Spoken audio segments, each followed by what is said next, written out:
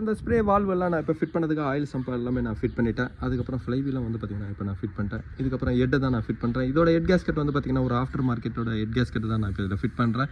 எப்போவுமே head gasket எந்த ஒரு பேஸ்ட்டை நீங்கள் ஆட் பண்ணாதீங்க. அப்படி ஆட் பண்ணும்போது வந்து பார்த்திங்கன்னா அந்த ஹெட் கேஸ்கெட்டோட ஒர்க்கு தான் உங்களுக்கு ஸ்பாயில் ஆகும். இப்போ இந்த ஹெட் கேஸ்கெட்டில் வந்து பார்த்திங்கன்னா எப்பவுமே டீசல் இன்ஜின் வந்து பார்த்திங்கன்னா ஒரு இன்டர்னல் கம்ப்ரஷன் இன்ஜின். இந்த இன்ஜினில் வந்து பார்த்திங்கன்னா ஒரு 2 டைப் இக்னிஷன் வருது. ஒன்று வந்து பார்த்திங்கன்னா டைரக்ட் இன்ஜெக்ஷன் வருது, இன்னொன்று வந்து பார்த்திங்கன்னா இன்டைரக்ட் இன்ஜெக்ஷன் வருது. எப்போவுமே இந்த குவாலிஸ் இன்ஜினை பொறுத்த வரைக்கும் வந்து பார்த்திங்கன்னா இதெல்லாம் வந்து ஒரு இன்டைரக்ட் இன்ஜெக்ஷன் இன்ஜின். அதாவது பிஸ்டனுக்கு மேலே ஒரு இன்ஜெக்டர் வந்து பார்த்திங்கன்னா ஸ்ப்ரே பண்ணோம். இப்போ இந்த வண்டி வந்து பார்த்திங்கன்னா இந்த ஷிஃப்ட்டோட பிஸ்டன் இது. இந்த பிஸ்டனில் வந்து பார்த்திங்கன்னா இன்ஜெக்ஷன் ஆகும்போது இந்த டிடிசியில் வரும்போது வந்து பார்த்திங்கன்னா டேரெக்டாக உங்களுக்கு இன்ஜெக்ஷன் பண்ணோம் ஃபியூலை. அப்போ வந்து பார்த்திங்கன்னா ஃபயர் ஆகி உங்களுக்கு இன்ஜெக்ஷன் உள்ள இன்ஜின் வந்து பவர் ஸ்ட்ரோக் நடக்கும். ஆனால் இந்த இன்ஜினை பொறுத்த வரைக்கும் வந்து பார்த்திங்கன்னா அந்த மாதிரி ஆகாது. இதுக்கு வந்து பார்த்திங்கன்னா பிஸ்டன் டேரெக்டாக பிஸ்டன் மேலே இன்ஜெக்டர் இருக்காது. இந்த இடத்துல வந்து பார்த்திங்கன்னா ஒரு ப்ரீ சாம்பர் இருக்கும். ஹெட்டில் வந்து பார்த்திங்கன்னா ப்ரீ சாம்பர்னு தனியாக ஒரு சாம்பர் இருக்கும். அந்த சாம்பரில் தான் வந்து பார்த்திங்கன்னா ஃபியூல் இன்ஜெக்ட் ஆகும். அந்த ஃபியூல் வந்து பார்த்திங்கன்னா அங்கே கம்ப்ரஷன் ப்ராசஸ் நடந்து அந்த இடத்துல வந்து பார்த்திங்கன்னா ஒரு ஃபயரிங் நடந்து அந்த பவர் அப்புறம் தான் வந்து பார்த்திங்கன்னா பிஸ்டனில் வரும். அந்த ப்ரீ சாம்பர் வந்து பார்த்திங்கன்னா ஹெட்டில் காட்டுறேன் பாருங்கள். இதுதான் வந்து பார்த்திங்கன்னா அந்த ப்ரீ சாம்பர். இதுக்கு நேராக தான் வந்து பார்த்திங்கன்னா இன்ஜெக்டர் இருக்குது பாருங்கள்.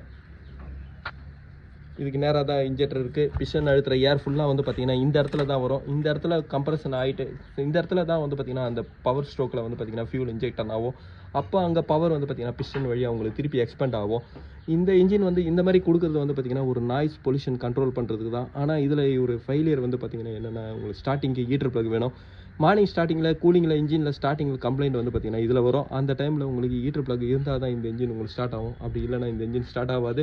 இந்த இன்ஜினை வந்து தேவையான டெம்பரேச்சர் வந்ததுக்கு அப்புறம் தான் வந்து பார்த்திங்கன்னா கம்ப்ரஷன் சாம்பரில் வந்ததுக்கப்புறம் தான் இந்த இன்ஜினோட ஸ்டார்டிங்காக வரும். ஆனால் டேரக்ட் இன்ஜெக்ஷன் வந்து பார்த்திங்கன்னா அப்படி கிடையாது. ஃப்ரெண்ட்ஸ், இப்போ வர டீசல் இன்ஜின்லாம் வந்து பார்த்திங்கன்னா டேரக்ட் இன்ஜெக்ஷன் தான் இருக்குது. டேரக்ட் இன்ஜெக்ஷனில் ஒரு மைனஸ் என்னென்னா இன்ஜினோட நாய்ஸ் அதிகமாக இருக்கும். அதே மாதிரி வந்து பார்த்திங்கன்னா ஸ்டார்டிங்க்கு இதுக்கு ஹீட்டர் ப்ளக் தேவையில்லை. ஆனால் ஹீட்டர் ப்ளக் கொடுக்குறது வந்து பார்த்திங்கன்னா பொல்யூஷன் கண்ட்ரோலுக்காக தான். ஃப்ரெண்ட்ஸ், எப்போவுமே வந்து பார்த்திங்கன்னா டேரக்ட் இன்ஜெக்ஷனில் வந்து பார்த்திங்கன்னா ஃபியூல் இன்ஜெக்டர் உங்களுக்கு வந்து இந்த இடத்துல தான் ஃபியூல் பண்ணோம். ஆனால் இன்டெரக்டில் வந்து பார்த்திங்கன்னா ஹெட்டில் தான் ஃபியூலை வந்து பார்த்திங்கன்னா இன்ஜெக்ஷன் பண்ணோம்.